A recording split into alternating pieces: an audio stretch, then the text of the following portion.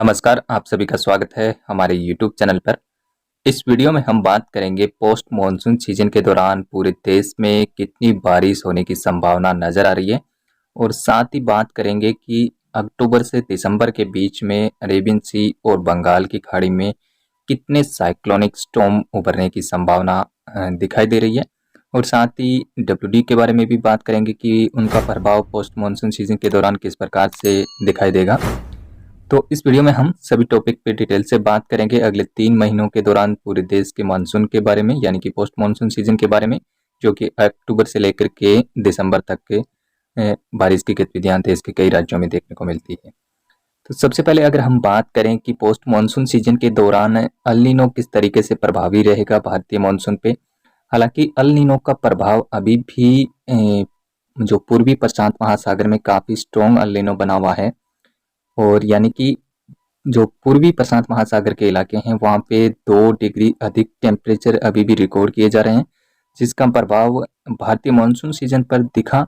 और हालांकि अभी स्थितियों में थोड़ा सा बदलाव आया है, क्योंकि आईओडी पॉजिटिव हो चुका है, और आईओडी पॉजिटिव होने से हिंद महासागर में हलचल काफ़ी तेज़ हो चुकी है। और आईओडी भी बहुत ज़्यादा समय तक के पॉजिटिव नहीं रहेगा, और अक्टूबर के आखिर तक या फिर नवंबर के मिड में जाकर के आईओडी भी न्यूट्रल हो जाएगा, जिसके चलते फिर उस वापस से जो है वो अल नीनो प्रभावी हो सकता है। अक्टूबर और नवंबर के कुछ दिनों में एनजीओ का भी प्रभाव देश के कई राज्यों में देखने को मिलेगा। एनजीओ से अच्छी खासी रेनफॉल एक्टिविटी अगले यानी कि 1 अक्टूबर से लेकर के 15 नवंबर तक के अच्छी खासी रेनफॉल एक्टिविटी होने के चांसेस रहेंगे, जिसमें एमजीओ और आईओडी की काफ़ी ज़्यादा भूमिका रहेगी, जिसके चलते अरेबियन सी और बंगाल की खाड़ी दोनों में लगातार चक्रवाती तूफान भी देखने को मिलेंगे। और अभी भी आप देख सकते हैं कि चक्रवाती तूफान को लेकर के काफ़ी ज़्यादा हलचल बढ़ चुकी है बंगाल की खाड़ी और अरेबियन सी दोनों में।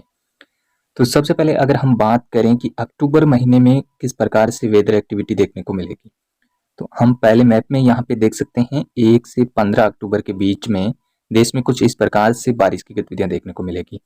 यहाँ पे देख सकते हैं आप बंगाल की खाड़ी के दक्षिण पूर्वी भागों पे एक साइक्लोनिक स्टॉर्म उभरने की संभावना है, जो कि पश्चिम बंगाल और उड़ीसा की तरफ आगे बढ़ेगा। और ये सिस्टम हालांकि बहुत ज़्यादा शक्तिशाली साइक्लोन तो नहीं होगा, लेकिन कैटेगरी 1 तक ये सिस्टम जा सकता है। और एक साइक्लोनिक स्टॉर्म अरेबियन सी में भी इसी दौरान देखने को मिल रहा है, जो कि 30 सितंबर से लेकर के 4-5 अक्टूबर के बीच में ये सिस्टम अरेबियन सी में देखने को मिलेगा। हालांकि ये सिस्टम एक सर्कुलेशन के रूप में आंध्र प्रदेश पे डेवलप होगा, और उसके बाद में ये अरेबियन सी में जाकर के इंटेंसिफिकेशन होगा इसका, और ये साइक्लोनिक स्टॉर्म काफ़ी समय तक अरब सागर में देखने को मिल सकता है, जिससे महाराष्ट्र और गुजरात में भारी वर्षा होने की संभावना रहेगी। और हालांकि एक चक्रवाती हवाओं का क्षेत्र बिहार झारखंड के आसपास के भागों पे भी रहेगा, जिसके चलते इन एरियाज में हालांकि 1 से 15 अक्टूबर के बीच में देश के सेंट्रल भागों में, यानी कि गुजरात, महाराष्ट्र, मध्य प्रदेश, छत्तीसगढ़, तेलंगाना, कर्नाटक के जो उत्तरी भाग हैं, आंध्र प्रदेश के ज़्यादातर इलाके शामिल हैं, उड़ीसा, छत्तीसगढ़, झारखंड, ये जो इलाके हैं आप यहाँ पे देख रहे हैं ग्रीन कलर में जो नजर आ रहा है, इन इलाकों में 1 से 15 अक्टूबर के बीच में भारी वर्षा होने की संभावना है। कई स्थानों पे अच्छी रेनफॉल एक्टिविटी रहेगी, और ये साइक्लोन का प्रभाव भी रहेगा जो अरब सागर में बन रहा है, उसके लिहाज से सेंट्रल भारत में काफ़ी अच्छी बारिश होगी। और साथ में बंगाल की खाड़ी में भी जो भी साइक्लोन बनेगा उससे भी काफ़ी अच्छी बारिश होने की संभावना है। इसके बाद अगर हम बात करें कि 15 से लेकर के 21 अक्टूबर के बीच में देश में किस प्रकार से एक्टिविटी रहेगी, उसी दौरान अक्टूबर के आखिर में भी एक साइक्लोनिक स्टॉर्म बंगाल की खाड़ी में उभरने की संभावना है। और इस पोस्ट मानसून सीजन में तकरीबन 3 ऐसे सिस्टम हैं जो कि साइक्लोन का रूप ले सकते हैं, जिसमें 2 तो अभी भी दिखाई दे रहे हैं, और 1 अक्टूबर के आखिर तक दक्षिण पूर्वी बंगाल की खाड़ी में फिर से साइक्लोन का रूप ले सकता है। और इस साइक्लोन के प्रभाव से दक्षिण भारत के साथ साथ पूर्वोत्तर भारत के भी कुछ राज्यों में अच्छी खासी रेनफॉल एक्टिविटी होगी, लेकिन उत्तर भारत में इस दौरान बारिश की गतिविधियां नहीं होगी। हालांकि मानसून का विड्रॉल भी काफ़ी राज्यों से हो सकता है, हरियाणा, पंजाब और राजस्थान के भागों में 15 अक्टूबर के बाद में। और 15 से 30 अक्टूबर के बीच में वेदर एक्टिविटी कुछ इस तरीके से दिखेगी, जिसमें हालांकि महाराष्ट्र के इलाके, छत्तीसगढ़, मध्य प्रदेश के कुछ भागों में, झारखंड, उड़ीसा, तेलंगाना, कर्नाटक, यहाँ पे कई स्थानों पे सामान्य से ज़्यादा वर्षा होने के चांसेस रहेंगे, लेकिन अरेबियन सी में इस दौरान कोई ज़्यादा हलचल होने की संभावना नहीं है। हालांकि श्रीलंका के आसपास में जरूर कोई लो प्रेशर सिस्टम डेवलप हो सकता है, जिसके चलते केरला और आसपास के भागों में भी कई स्थानों पर भारी वर्षा होने की चांसेस रहेंगे। इसके बाद आप देखेंगे कि नवंबर में वेदर एक्टिविटी में काफ़ी चेंजमेंट होगा। हालांकि बहुत ज़्यादा चक्रवात या फिर तूफान की संभावना तो इस दौरान नहीं रहेगी 1 से 15 नवंबर के बीच में। हालांकि डब्ल्यूडी का इम्पेक्ट जो है वो नवंबर के शुरू में ही दिखना शुरू हो सकता है। और आप देख सकते हैं कि यहाँ पे जो पाकिस्तान, जम्मू कश्मीर जो पहाड़ी इलाके हैं, यहाँ पे सामान्य से ज़्यादा वर्षा दिखाई दे रही है। हरियाणा, पंजाब के भागों में भी, उत्तरी राजस्थान और पश्चिमी उत्तर प्रदेश के भागों में भी डब्ल्यूडी का प्रभाव नवंबर से दिखना शुरू हो जाएगा।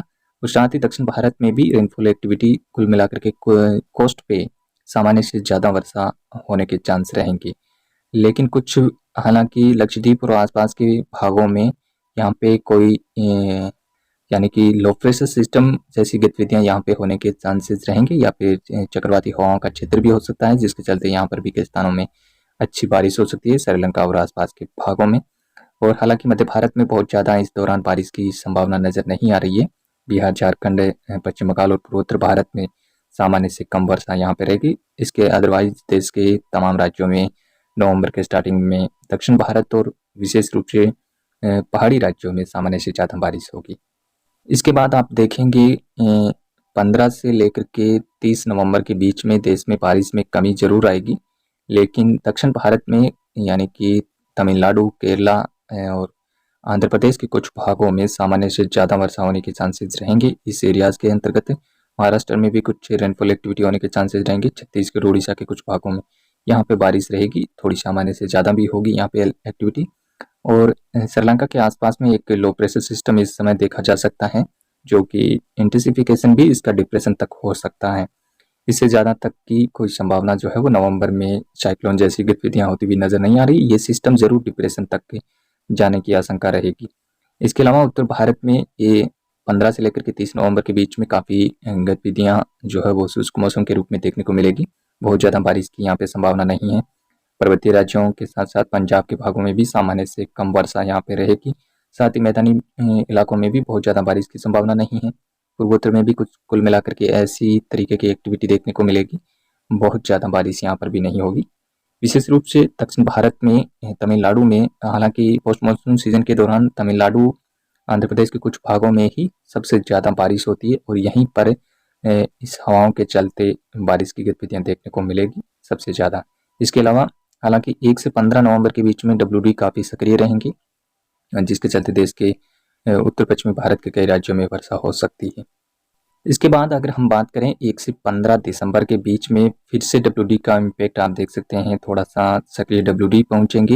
हालांकि डब्ल्यूडी कोई कमज़ोर नहीं होते हैं, लेकिन डब्ल्यूडी क्या है कि अभी मानसून सीजन के दौरान डब्ल्यूडी भारत के पहाड़ी राज्यों से काफ़ी ऊपर इलाकों से निकल जाते हैं, यानी कि चीन और रूस के इलाकों से होते हुए वो डब्ल्यूडी आगे बढ़ते हैं, तो काफ़ी ऊपर से निकल जाते हैं तजाकिस्तान के आसपास के भागों से होते हुए। और अभी ये धीरे धीरे यानी कि नीचे की तरफ आएगा, जेड स्ट्रीम भी धीरे धीरे दक्षिणवर्ती होगी, तो जिसके चलते भारत के राज्यों में अब एक्टिविटी बढ़ना शुरू हो जाएगी। और इसी दौरान यानी कि दिसंबर में राजस्थान में काफ़ी अच्छी बारिश हो सकती है, गुजरात में भी ये एक्टिविटी होने की संभावना रहेगी। और अरब सागर में थोड़ी सी हलचल इस दौरान तेज रहेगी, यहाँ पर कुछ एक्टिविटी होने की संभावना रहेगी। तमिलनाडु, केरला और आंध्र प्रदेश के कुछ भागों में सामान्य से ज़्यादा वर्षा हो सकती है। पूर्वोत्तर में कुछ ज़्यादा एक्टिविटी होने के चांसेस रही हैं, सामान्य से कम वर्षा ज़्यादातर इलाकों में देखने को मिलेगी। लेकिन उत्तर पश्चिमी भारत के साथ साथ दक्षिण भारत में 1 से 15 दिसंबर के बीच में अच्छी खासी रेनफॉल एक्टिविटी होने के चांसेस बन रहे हैं। तो कुछ इस प्रकार से अगले 3 महीनों के दौरान वेदर एक्टिविटी देखने को मिलेगी देश में। हालांकि 3 चक्रवाती तूफान हो सकते हैं, और जिसमें एक डिप्रेशन भी जो कि दिसंबर के बनने की संभावना है, जो नवंबर में बनेगा एक डिप्रेशन, और एक डिप्रेशन अक्टूबर में भी बनने की संभावना रहेगी। और 3 चक्रवाती तूफान यानी कि देखे जा सकते हैं इस पोस्ट मानसून सीजन के दौरान। तो कुछ इस प्रकार से एक्टिविटी रहेगी इस वीडियो में। अभी इतना ही। धन्यवाद। नमस्कार।